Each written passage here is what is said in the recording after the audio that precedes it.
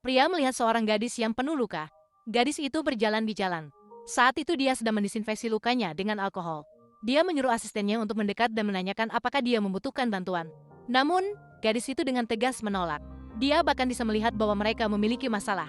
Dia menyarankan untuk memeriksa tangki bahan bakar yang bermasalah. Asisten segera melaporkan hal ini setelah mendengarnya. Untuk berjaga-jaga, pria itu mengirim orang untuk memeriksa. Ternyata, ada masalah dengan tangki bahan bakar. Melanjutkan perjalanan bisa menyebabkan ledakan. Ini membuat pria itu sangat tertarik pada gadis itu. Namun, dia tidak tahu bahwa gadis itu adalah dia. Sang misterius yang dia cari dengan susah payah. Dia juga merupakan anak angkat keluarga Sen. Kakek Sen baru saja meninggal.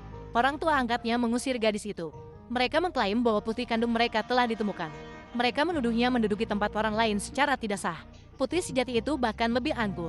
Dia melemparkan 30.000 yuan untuk menyingkirkan gadis itu. Tanpa disadari, gadis itu sudah memiliki kekayaan bernilai miliaran.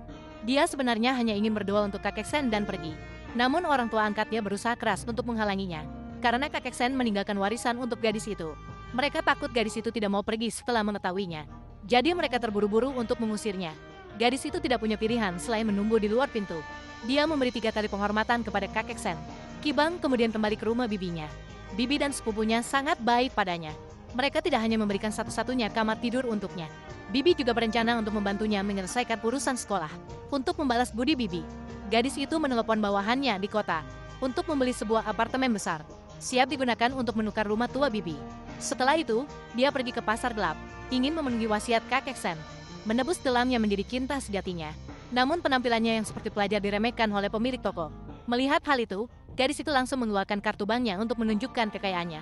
Pemilik toko berubah sikap setelah memastikan bahwa dia memiliki kemampuan.